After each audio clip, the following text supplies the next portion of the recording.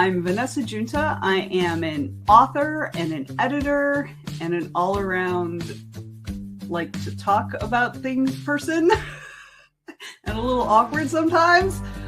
One of my favorite things to do is talk to authors, right? I love talking to authors about their process, their writing, their careers, their marketing, all those things. And I really love just sitting down and just talking about stuff. I mean, communication is my love language. So that's really what I had in mind. I really wanted a situation where I could just have a conversation with somebody. So, and a conversation and a cocktail is really all about us hanging out and drinking together and talking about the stuff.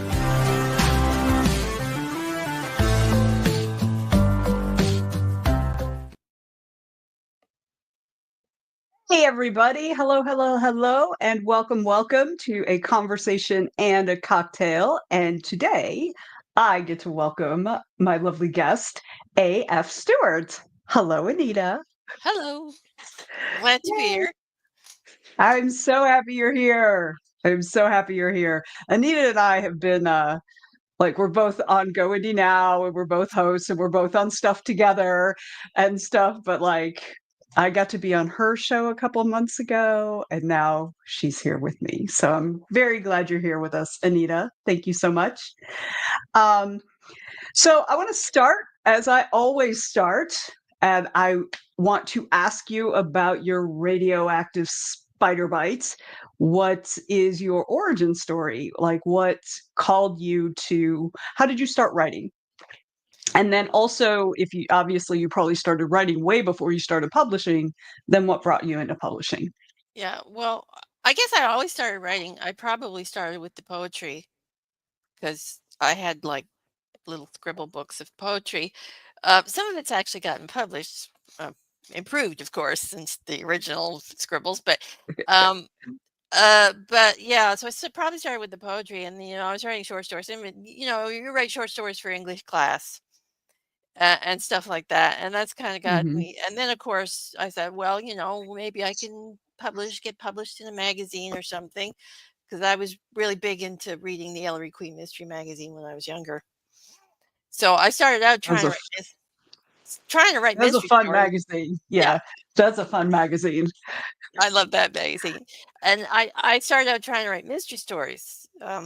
Wasn't very good at that because most of them kept turning into fantasy stories. So I figured maybe that was my jam. Of course, now I'm actually writing fantasy mystery stories, so it's all come full circle. But Yes. yeah, so I started out the usual route before Kindle, before Amazon, which is go to the library, get that Writer Publishing Digest, look up all the magazines that you could submit to, get the self-addressed stamp envelopes, figure out how the postage. It was easier to figure out the postage if I was sending to a Canadian publisher than it was to an American publisher, let me tell you.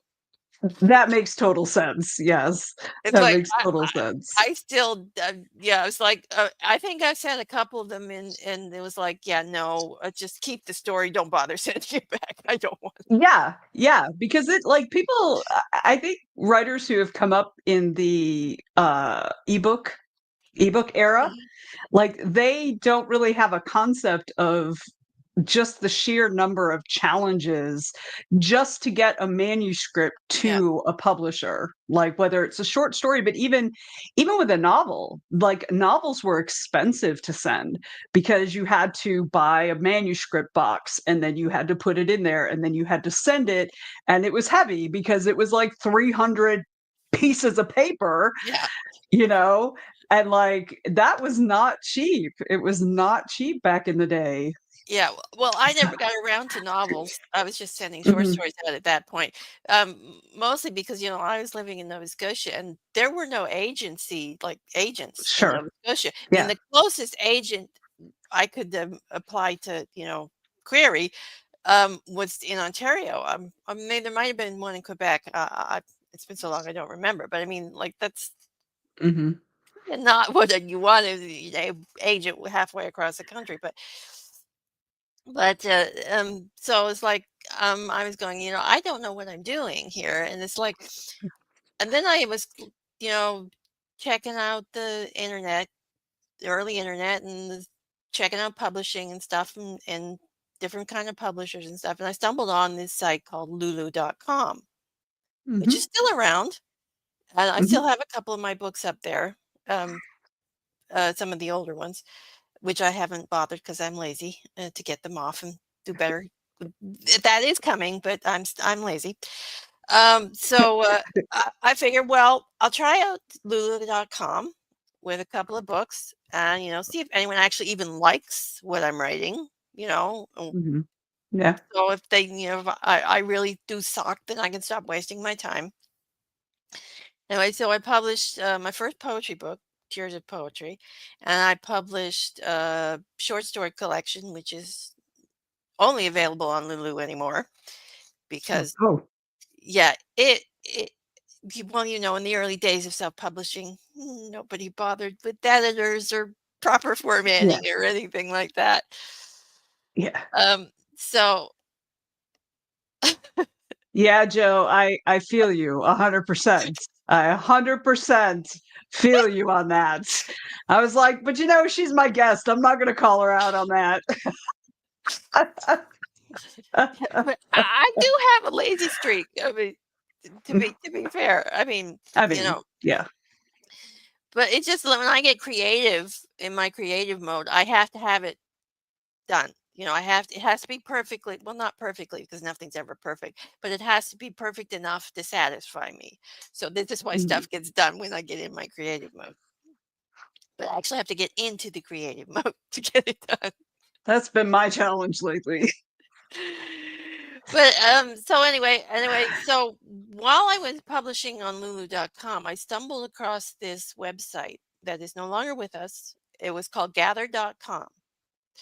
And it was sort of half a news site, half a social media site, or well, actually one third a news site, one third a social media site, and one third a writer's site. And I stumbled into this writer site, and it was like all these writers are the same as me. We're just sort of going into this self-publishing thing. We're trying to publish, and we're sort of learning together. And it was Mhm. the most beautiful place to start as an inexperienced writer because I was learning things from them. They were learning things from me. We were just learning it all together. And we were creating our craft, honing our craft, and it was wonderful. And in fact, Angela Eureka Smith, who has since gone on to become a Bram Stoker winner, um, was one of the writers I met and befriended on that site. And we have been friends since being on that site together. So I mean, and Wow. there's a couple of other writers that started there as well, that have now gone on to better things as well. Oh yes, yeah, Oh, I yes. forgot she's the head of the She's president. Yeah. She's yeah, president of the HWA now. yeah. I mean, she's still going to be Angela to me always because Of course. I was pretty much one of the first people who reviewed her first book, right? Which I Nice. did like, just in case I thought it was a good book, but anyway. But so I mean, I've always enjoyed what she wrote, and well, and I'm really glad for her success because she deserves every bit of it. But so that's Yeah. kind of how my origin story started because it was like, I mean, I think gather.com was one of the best things that happened to me because Mhm. it really was a supportive community. I mean, there are still people out there who mourn the loss of that website. Oh, yeah.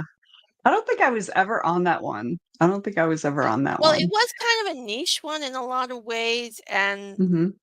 it when it started out, it was great, but as the internet evolved, it didn't evolve and it really couldn't make money.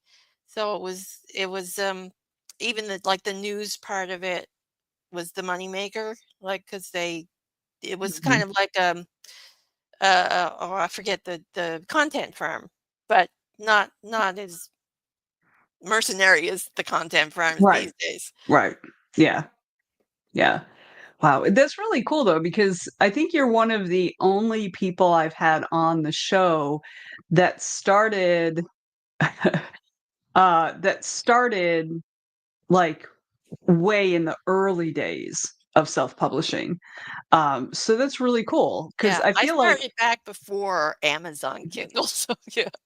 yeah, There before was no Amazon. Amazon. Well, I mean, there was Yeah, an I mean, Amazon, there there was an wasn't. Amazon. There just was no Kindle. There was Yeah, no no like, KDP. KDP, right? Yeah, or CreateSpace even, right? I think actually CreateSpace But was wasn't was owned around by Amazon. Amazon yet, It wasn't actually, right? I don't think it was actually CreateSpace. I think it was whatever it was called, Book something or other when it started. It Hmm. was Book something or other, then it became CreateSpace. And then it became KDP Select or KDP. Yeah, Yeah. yeah. So, so yeah, that's really, really cool. I love that. I love that. Yeah, Joe says us MySpace and Reddit folks killed it, I believe. Yeah, No, killed a actually what lot of killed it was things. mismanagement of the website, 'cause they really didn't know That's what they were actually the doing. most common. That's the most common thing for anything even related to writing. Like Mhm. any publishers and things like when they go down because of bad Yeah, and management they usually. also changed ownerships a couple of times too, Hmm. which didn't help things Yeah. 'cause Yeah. I was on writing.com back in the early days of that, which was kind of cool. It's definitely an amateur. I mean, it's a very well made site. Like it's really cool because it's got different categories and different styles of writing, and they kind of were on the early train of like campfire writing, where you basically it's like basically it was like the thing I did in high school with my best friend where we had a notebook and we would each write a yeah, scene and we'd pass it in between, that's kind of campfire writing, right? yeah, So, yeah, so that was a fun one though. That was yeah, fun. I still have an account there.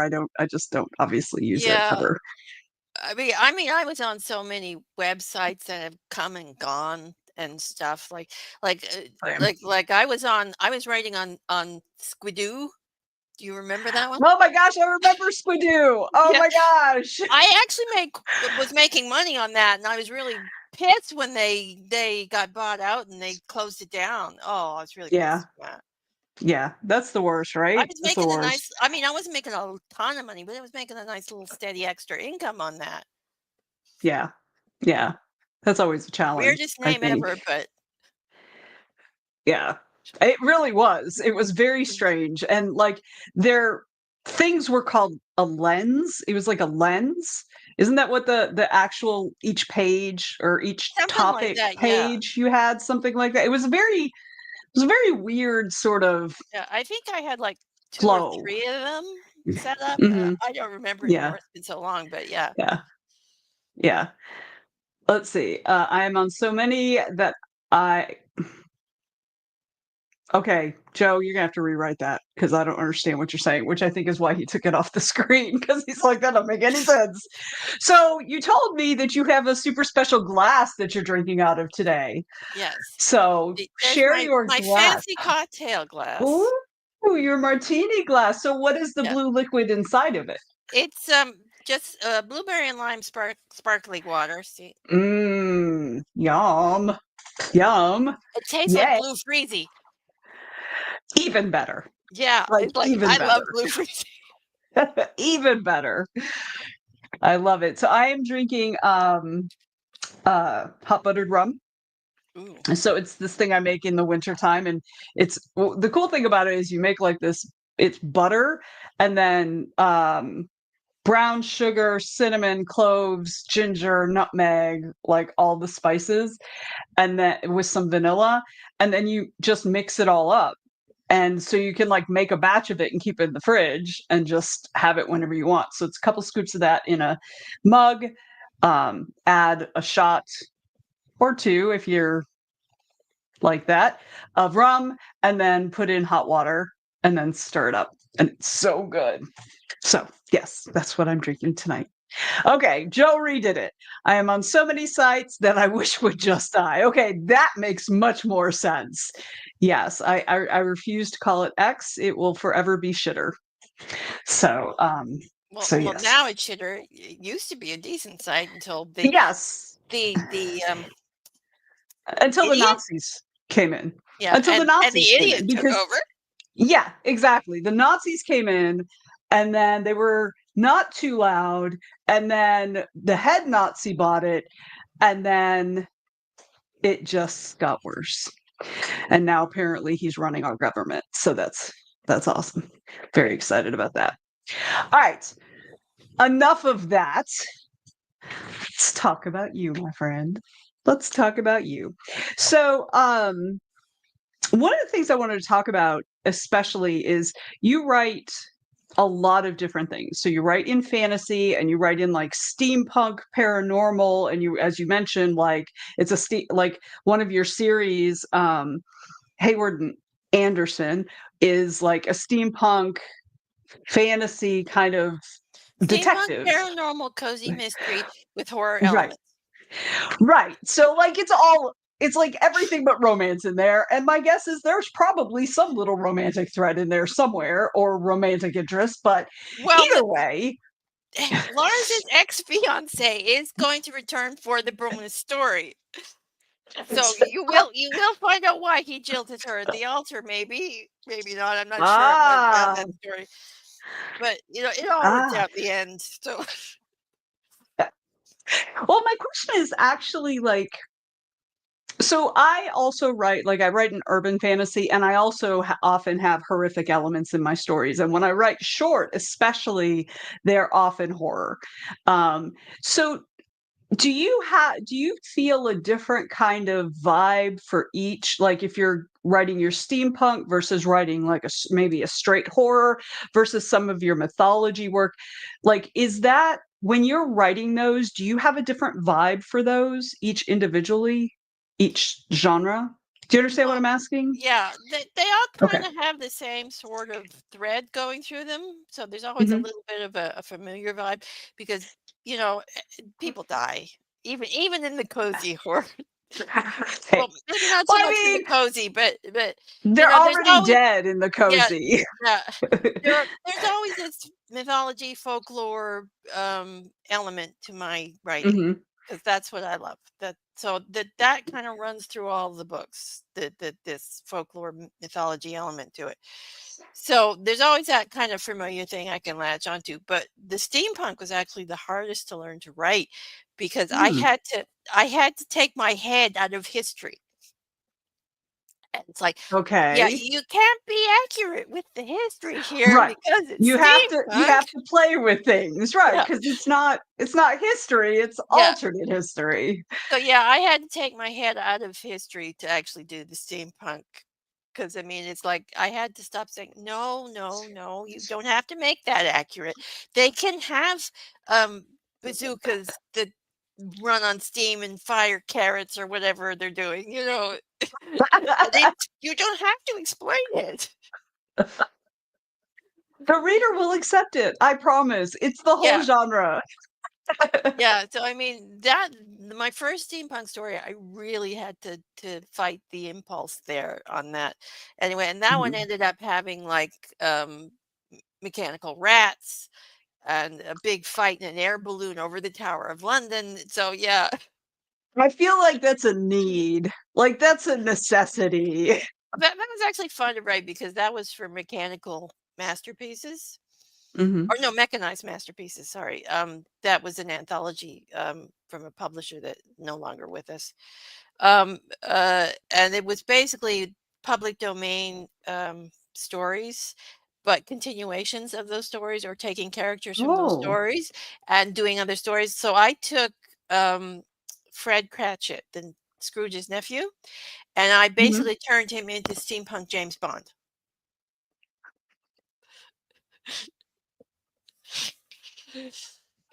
That So is yeah, fabulous. 100% would read. 100%. I love that. I'm glad you mentioned mythology, because that was one of the subjects I wanted to bring us around to, because that's something, even though I haven't read all of your work, like, okay, so full disclosure, Anita is a member of the Writers Troop, which is the writerly education and support group I run. And she participates in quite a number of, at least the sprints that I run. So I see Anita on Twitch almost every time I'm on. Thank you so much. But so like I always hear about things that you're working on, and so I have noticed that mythology is a very strong draw for you. So I was wondering, like, what have you always really enjoyed mythology since you were young? Is there a particular type of mythology that drew you initially, and maybe is it consistent? Like, are you still really drawn to that, or have you been drawn to other mythologies and other types of folklore? So, Oh, well, I've always loved mythology. As a kid, I had that was Edith Hamilton's Greek mythology book, the famous mhm. one. I don't even remember the title Yeah, anymore. the big one. Yeah, Yeah, I I, mean I that. don't So either. yeah, it's like, but I mean, yeah, it's like I love that. I mean, these gods are just like weird, man. I mean, So they're weird. marrying their sisters and they're turning into swans to do the hot and nasty. It's like, yeah, they're just weird. And like, They're weird. and then I always also like the fairy tales, like the Grimm's brothers. I mean, like the dark The Grimm's brothers. originals. Yeah, Yeah, yeah. yeah, because my siblings left a bunch of books behind. So I was reading all these, and some of these were like college books and things, and I was just reading So this. your siblings are significantly older than you, Oh, definitely, I'm or the youngest, and the closest in my age is 10 years. So, oh wow, yeah, and there's I'm the 7 of us. oldest. Oh wow, holy cow.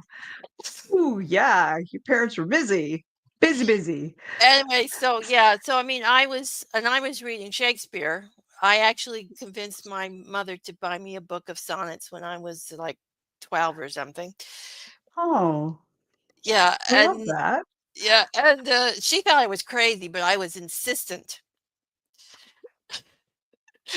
I used to get weird little whims and things, and I needed stuff when I was growing up. Yes, yes.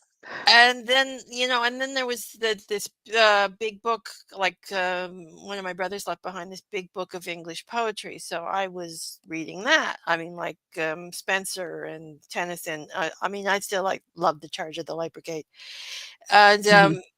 that is just brilliant poetry and things like this. So I was kind of like reading. I wasn't reading like the young adult and the teen stuff. I mean, I did read the horse books and the animal books, like the dog books and the things like that. That I read, but I wasn't reading like the things like The Outsiders and all those young adult books that Mhm. other teenagers read. It just didn't interest me. So, because I mean, I wanted to read about the crazy witches and the cannibalism. I mean, who wouldn't? Is what It's I'm like saying. that's what struck me in those fairy tales. There's an awful lot of cannibalism in those Grimm's fairy tales. Yes, And yes, people for say the sure. Grimm's fairy tales is dark, but they have nothing on Hans Christian Andersen. That stuff freaked me out. Really? I don't think Yeah. I've ever read Oh, any go of read The the Red Shoes. originals. Go read The Red Shoes. Oh, Go is that the read one about is that the one about the shoes that make you dance and you can't stop dancing? Is Yes. that what because like Kate Bush wrote a song about that is super creepy. Yeah, and So, the Little Match Girl. I mean, that seems like a sweet little story until you actually read it and you find out what oh, happens at the end of it. okay. Well, I am definitely going to be looking into that then. Yeah, So, it's like, yeah, that those fairy tales were very disturbing, but they're not disturbing like in a witch and cannibalism. It's never going to mm, happen sort of a way. They're disturbing on an actual it did happen sort of a way. yeah. Yes. Which To for me, the Stephen King's scariest books are the ones that are not about monsters, they're about people, yeah, right? Those are the like Misery is like one of the scariest books that he's written to me, and it's like that. It's like, to me, the things that are really scary are not the monsters that don't exist, or probably don't exist, I guess, but the ones that are where the people are the monsters, because people are monsters, yeah, right? That's the yeah, scary, and that's also, it goes back to like what, like the fairy tales and things, particularly like the Grimm, the ones like folklore and stuff were often warnings. Yeah. They wanted to create a particular behavior or get rid of a particular behavior, right? Because it was dangerous usually. In the same way stranger danger. We teach kids stranger danger, right? It's like that. That's what the fairy tales were about. And also, listening to your parents. Yeah. That Yeah, too. and some of the fairy tales too are just sort of toned down um mythology as well. I Yeah. mean, you take like the Six Swans, which is one of my favorite fairy tales. I actually wrote a sequel to that because there's one thing in that fairy tale that always bugged me, and it's the ending. If you know the Six Swans fairy tale, I you don't think know. I do.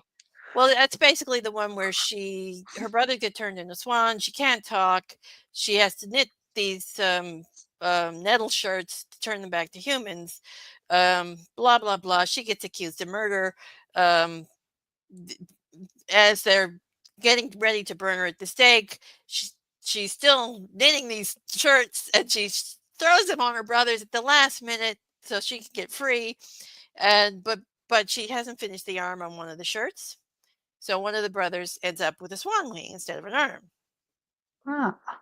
So there's more to the story than that, but anyway. I mean, yes, I remember, like that is all familiar to me. Like like as you're talking about, I'm like, okay, yes, I do know this one, but it's But been a that long always time. bothered me, is that poor brother that had to go through the rest of his life with one arm and one wing.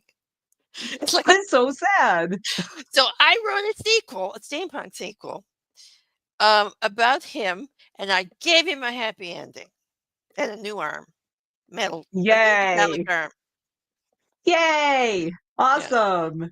Awesome. And Joe made a comment, I'm with you on misery, like that with Kuntz, who has this book shattered about a stranger following a brother and sister, and you never see him.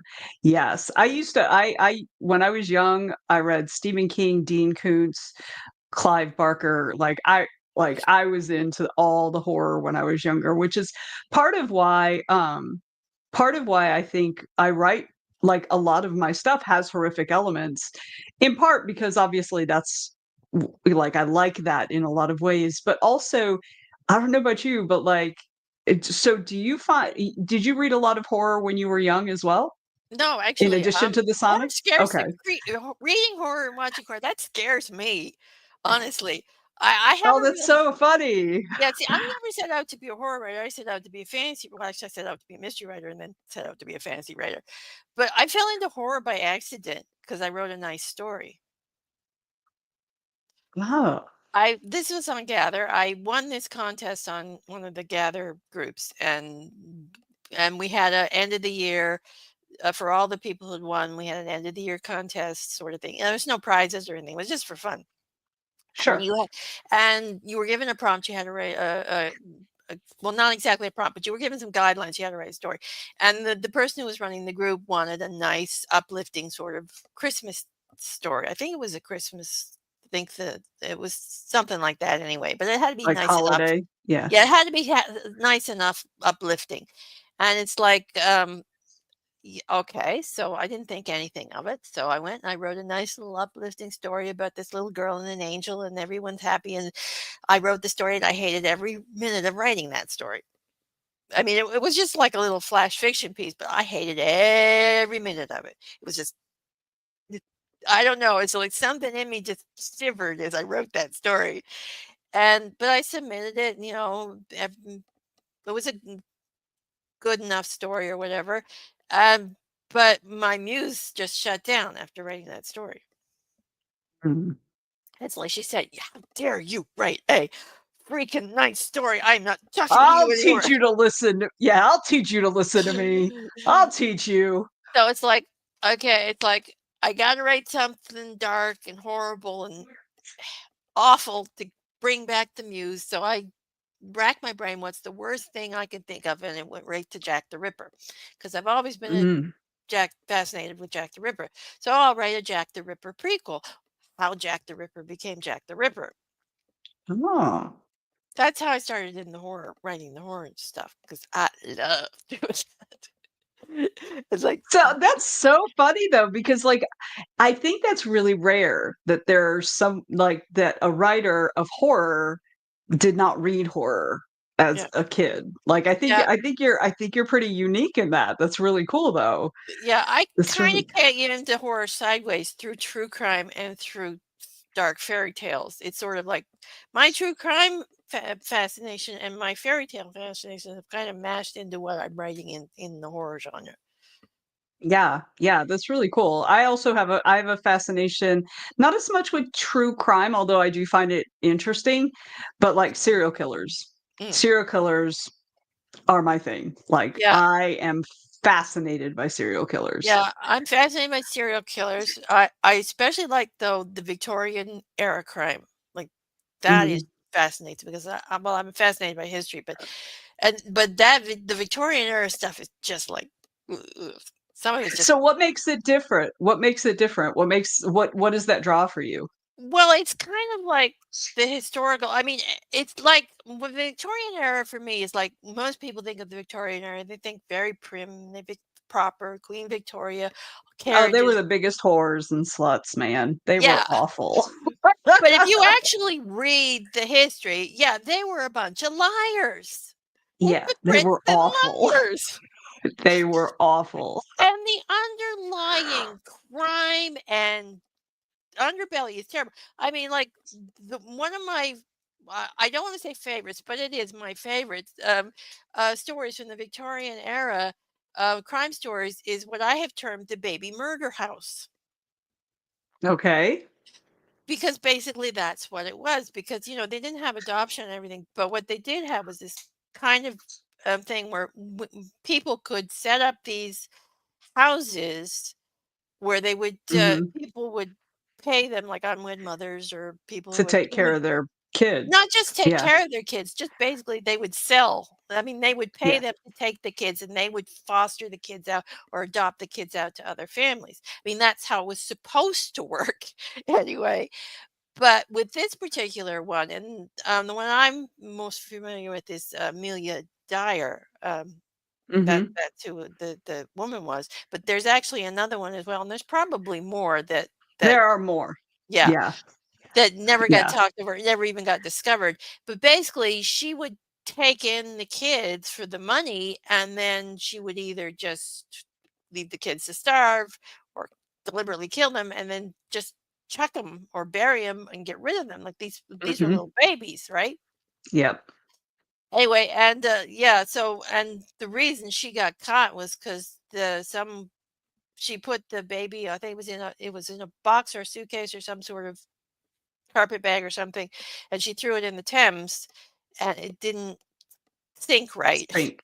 Yeah. And someone found it, and then they found a few more, and they traced it back to her, and yes, she got, I think she got hung. Um, Yeah, I think so too, because she was one of the only women yeah, who had a death sentence. Yeah. I went down a Wikipedia rabbit hole with those like a couple of yeah, but years ago. I mean, there are a lot of stories like that. Like there's like Yeah. I mean, people. It's just like just terrible. I mean, and also you don't even just have the murder things. You've got like the child labor crimes. Mhm.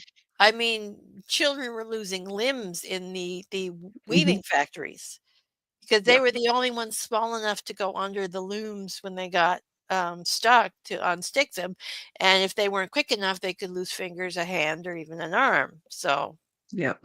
yeah. Yep. Humans are awful. Mm. But JD is here. Hello, JD. And JD actually has a question about your muse. How long did your muse go dormant? So how long between when you wrote It was probably a that couple happy of flash months. fiction? It was probably a couple of months. So Anyway. basically, you needed a bloodletting in order to get your Oh, yeah. muse to come back. Is basically what happened. You gave There it was a a lot of stabbing sacrifice. involved, let's put it that way. It was Fictionally a blood sacrifice. fictionally speaking, mind you. I always have to say that because people think I know. I get that. I get that. It's like Yes. that's the only when non-horror writers. If I did something like that to a horror writer, like there was a lot of stabbing involved, horror writers won't blink on that. They Yeah. know exactly what I mean. That's Yeah. why I love hanging out with them. So Yes. Yes. Just shaking the blood off the pages. Exactly. Exactly, JD. So, I love talking about this with you too because I feel like every time you and I have get a chance to talk, I just find more similarities that we have, like the serial killer thing and everything. And one interesting thing about the serial killer thing, and particularly like the not specifically the baby death houses, but like women, if a woman was a serial killer, she was usually killing children. Like that just there were others who didn't kill yeah, children, but oftentimes ones who didn't kill children were paired with a man, right? So, not but always like, though. There are have been a few women like yeah, Belle. Get I want to say keeps his name, but it's not Guinness. It's Guinness, and yeah. she Is just she was that the one she's in the the one that 40s? had the farmhouse, and she killed all her lovers. She killed her Oh, husband. She may yeah, have killed a few children, a couple of children too, because I yeah, think she offed yeah, her kids. Although they've yeah, never actually yeah, proven that, but it's yeah, pretty much a sure yeah, thing she offed her kids. But yeah, anyway, yeah, yeah. I no, I mean, I am fascinated by all manner of serial yeah. killers, and There was another like I have. Victorian when they did a movie, I think it was called Dark Angel, where she Mhm, killed off kids too, but she also killed off lovers and husbands and things. She was doing it for yeah. the insurance money. Yeah. Yeah. So yeah, and but I find that for me, like those aren't. I mean, yes, they're serial killers, but they're not like they're not the usual serial killer. They're doing it for money. They're doing it for profit. Whereas our kind of modern idea of a serial killer is someone who's compelled to do this. And it doesn't mean they weren't also compelled to do it, but for me, there's a difference between there. And yeah, Joe mentioned Eileen Warnos. Yes, she killed men and only men as far as anybody knows. Yeah, So she was but also pretty fascinating. She had such a tragic yeah. background, Yeah, and there's also I mean, yeah, women do have a tendency, especially historically, to have killed off children because children are easy Mhm. targets for women. But there's Yeah. also the other female serial killer, the angel of death, which is Hmm. quite often a medical professional. I mean, that can be Yes. either male or female, but there's been quite a few females that have been serial killers of that nature Yes. as well. Yes. And I think that's interesting because that really kind of speaks to like very often male serial killers are violent and very often female serial killers are sneaky. They kind of fly under the radar Yeah, a lot of them even use with the way poison. they kill. Yeah. Poison, I mean, they are like there's common knowledge that Yeah, I poison mean, is there's a reason why they called arsenic the widow or the widow's helper or whatever it was. yes, something like that. Yeah. Yeah, Which makes me think of that old movie, Arsenic in Old yeah, Lace. based on a true story. Yes, I know. Like when I found it was based on a true story when I like my mom like I lived with my grandmother for a while, so we watched a lot of old movie, listened to old music, which Oh I yeah. love, right? So, when I found out that that was based on a true story, you know what your friend Vanessa did? She went off on a rabbit hole, except back then we didn't have the internet, so that was like a library thing. So, do you remember back in the day, did you ever like look this stuff up before the internet? Because then you get real weird looks from librarians. Probably because I checked out a lot of nonfiction, so I mean, I probably checked out some historical stuff on it too. Mhm. It's like I don't remember how many books. Right. It's like Yeah, I've so had many. yeah, so many. So many, so many. And I swear my librarians in my schools, I mean, I went to 4 different high schools in 3 different states, which was probably good because I feel like had I stayed in any of the high schools, the librarians would have been like, "You know what? She needs to talk to somebody." Uh, Because I just keep checking out these awful like these books about awful people, you know? So, Um, all right, so JD also mentions the Danish bear claw killers, not full serial.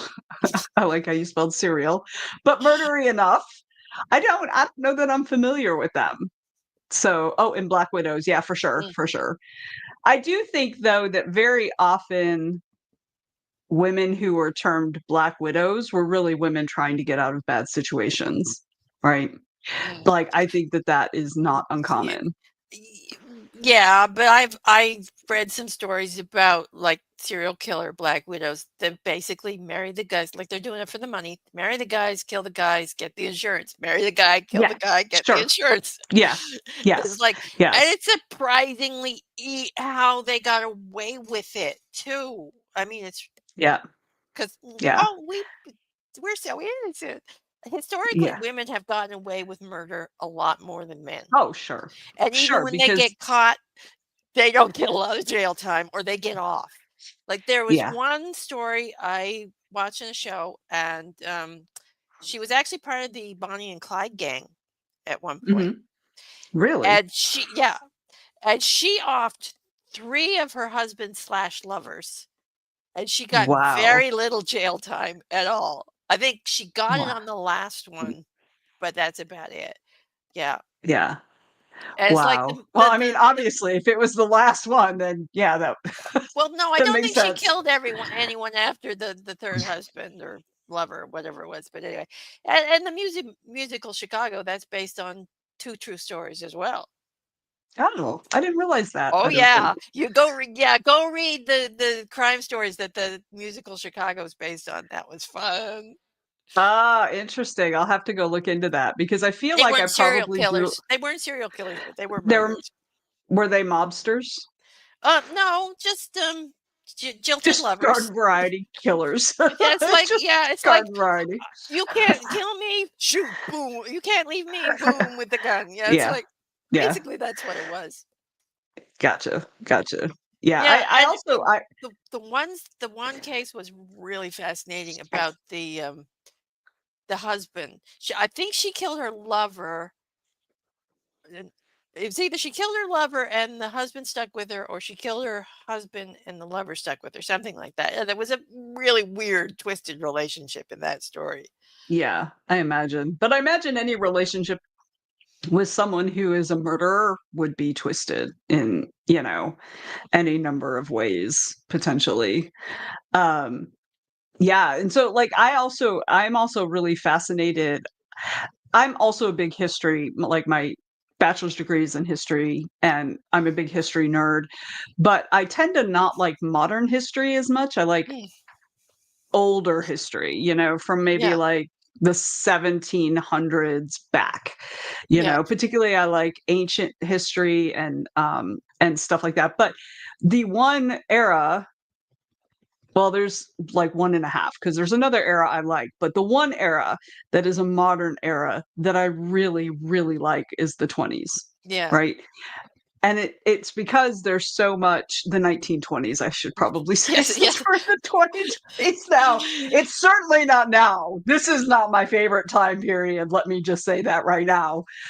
Um, but I really love the mythos of that has kind of come out of sort of the mafia, the Italian mafia, the Irish mafia and stuff. And I grew up in Chicago too. And I have Italian, like my dad's Italian, came over on the boat, but I didn't know my dad when I was in high school or anything until I got older and I met him after because anyway, it doesn't matter. But like so I had this, all these ideas of, oh, I want to research all this. And yeah, so I really love that era. I mean, not that that has anything to do Yeah, with what we're it's talking about. interesting though about Elliot Ness. He actually hunted a serial killer. Really? Yeah, I'm actually reading a book. I haven't finished it yet. I'm actually reading a book about because after he caught Capone, he went. Was it Cincinnati?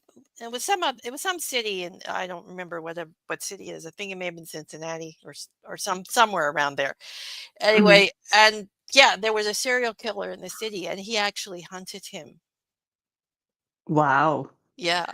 Wow. That's okay. That's going to be another. Let me just write that down. Elliot Ness. Elliot Ness, and I'm going to spell serial in JD's way. Serial killer. Okay, because I am definitely that's going to be a rabbit hole I go down. Yeah, it Oh, was. Oh, Cleveland. Joe says it was I Cleveland knew because, it of course, started it with. was. I knew it started with C. It was I one was of those close. Ohio cities. They interchangeable. It Yeah, doesn't yeah, matter. you American cities, I just can't keep track anymore. So, I want to kind of circle back to the mythology. And I have a question for you. Like, what is your favorite myth? Like, out of all the myths and folklore that you know, what's your favorite sort of mythological story? Well, it'd probably be the Morrigan. I mean, I love Celtic mythology, and the Morrigan and her stories Hmm. are some of my favorites. And anything with a banshee. I mean, Ah, yes. people don't do the banshee right. They think the banshee's evil, Mm-mm, and it's not. I mean, mm-mm. it's actually a helpful spirit. I mean, It, in it a it is dark warning way, of but an yeah, imminent death, death, right? It's yeah. letting you know that it's coming. Yeah, it's like prepare the funeral clothes, people. The banshee's screaming. That's right. Get out your black. Get out your black. Have you read Sean and McGuire's which one is it?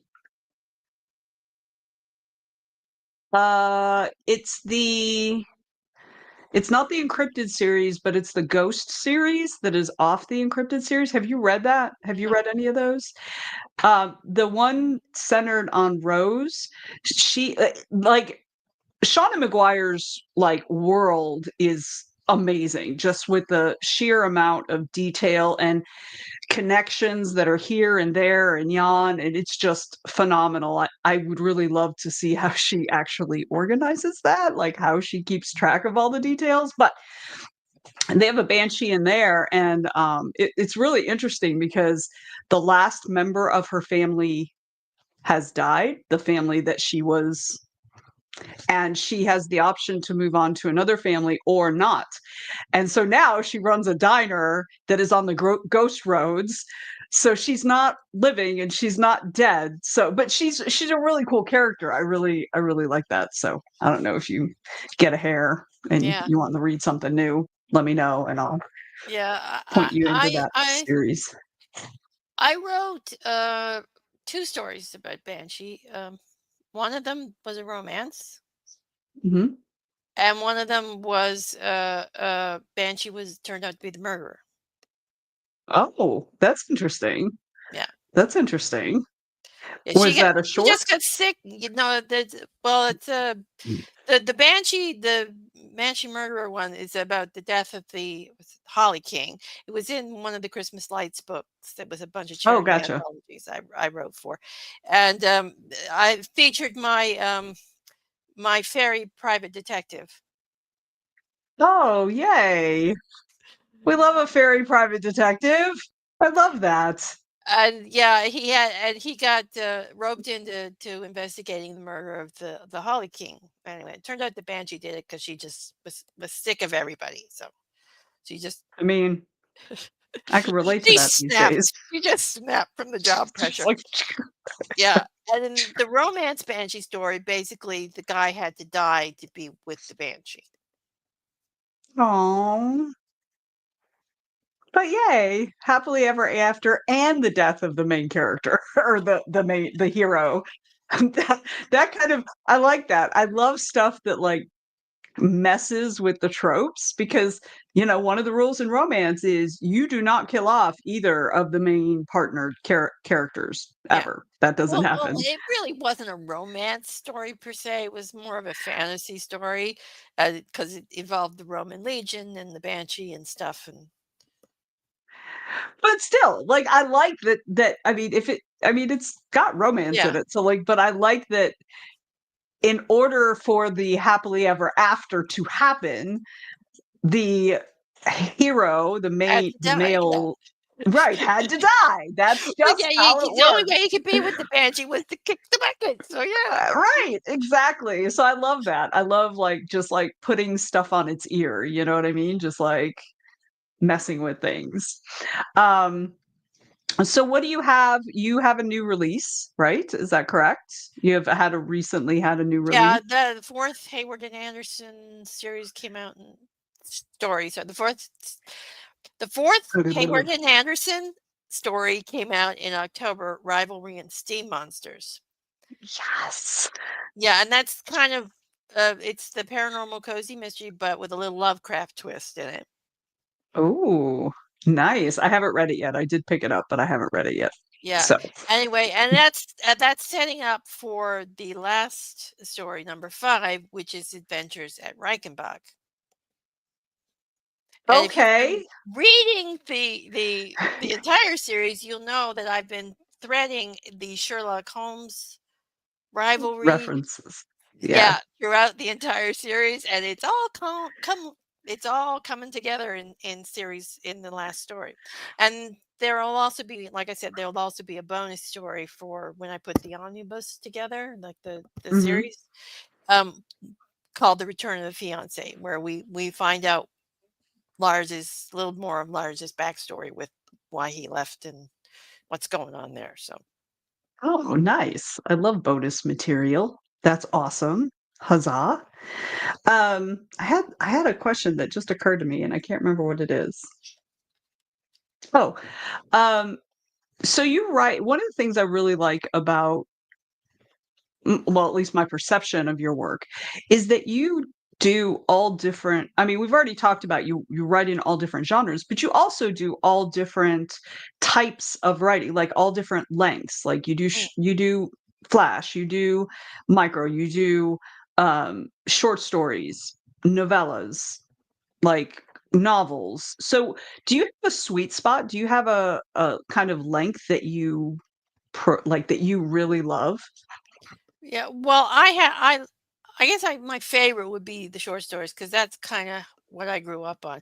Ray Bradbury's short stories, the Ellery Queen Mystery Magazine short stories. Mhm. I mean, I adore short stories, so that's kind of my favorite. But as for writing, it really depends on what the story's telling me because some stories are flash. They just Mhm. need to be, and some stories are short stories because they need to be wrapped up in that smaller length. And some stories like the the Saga of the Outer Islands trilogy started out as a flash fiction, then I wanted to expand into a short story, and then the short story turned into a novel, and then the novel turned into 3, and there's still little companion books in the second trilogy out All there the waiting to be things. written.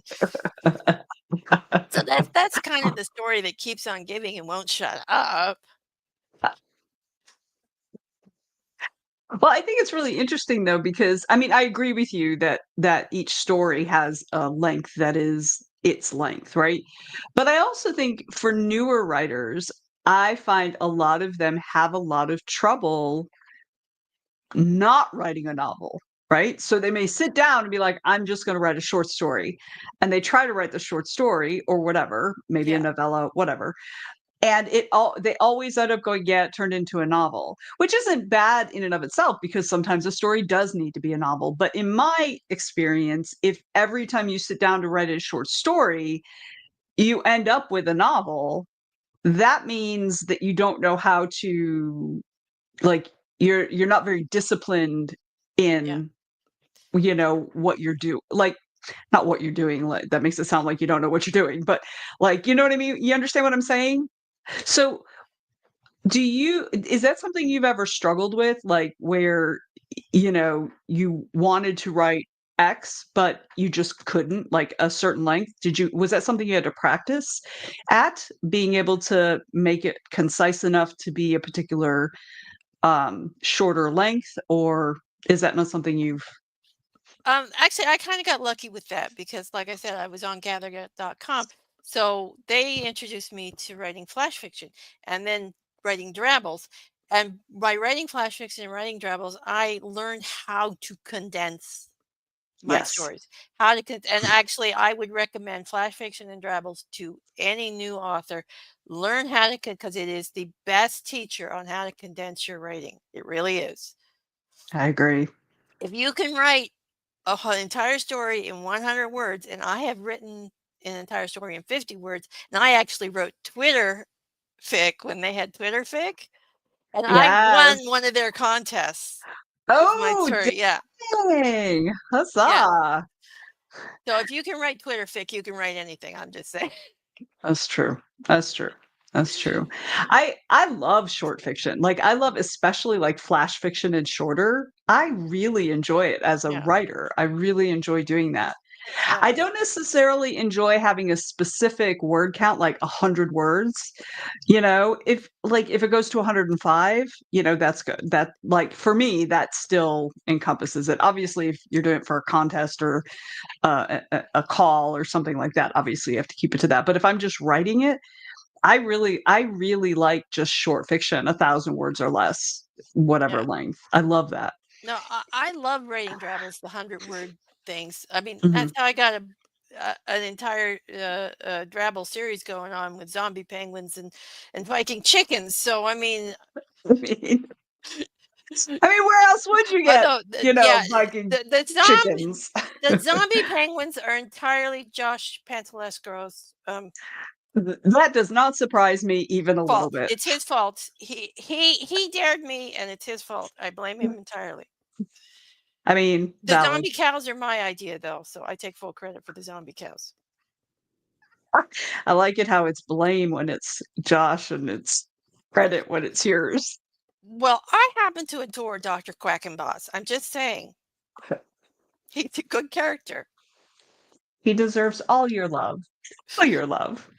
All right, so tell us a little bit about your new release. I'm sure we'll have all the links in the show notes and stuff. So tell us a little bit. You're saying it's the 4th, you said? Because you still got one more to finish it up. Mm-hmm. So tell us a little bit more about it, if you don't mind. Basically, it's Hayward and Anderson have a new case.